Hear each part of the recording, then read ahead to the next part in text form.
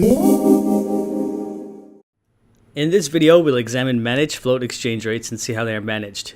You should have a basic understanding of exchange rates and understand how they are determined. A managed float combines part of the freely floating exchange rate mechanism with the fixed exchange rate regime. It looks a bit scary when we consider the diagram, but we'll go through that step by step. As mentioned in the previous video, China no longer operates a fixed exchange rate system. It is currently operating a managed float exchange rate. The government permits fluctuations of 2% from a fixed rate, but will intervene at fluctuations beyond this. If the currency appreciates or depreciates more than 2%, the Chinese government will take action to bring it back within this range.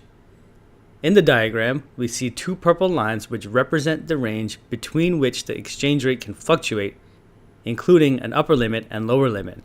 I'll use the same diagram as I did before in the video on the fixed exchange rate to demonstrate how the government may intervene to adjust the value of the currency. If there is an increase in the demand for yuan, the currency will appreciate against the dollar.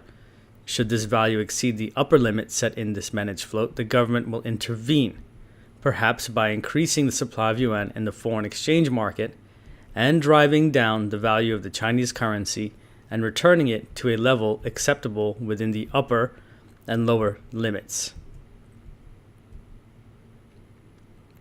When considering the diagram for this exchange rate, it is important to be able to graph it as well as understand the logic behind it. If there is a fluctuation in the exchange rate beyond a certain point, the government will take action to return it to a value within the predetermined range.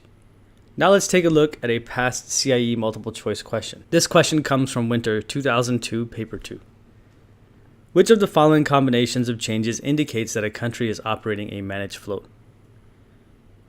The best choice here will be the option that reflects a change in the nominal exchange rate matched by an action to offset the change. Let's make up an example. If J-Bucks depreciate against the US dollar by 20% and the government wants to prop up the J-Buck, they will flood the foreign exchange market with $1 billion taken from currency reserves. They can use these dollars to buy J-Bucks, thereby increasing the demand for it and causing the J-Buck to appreciate. So our correct answer here is A.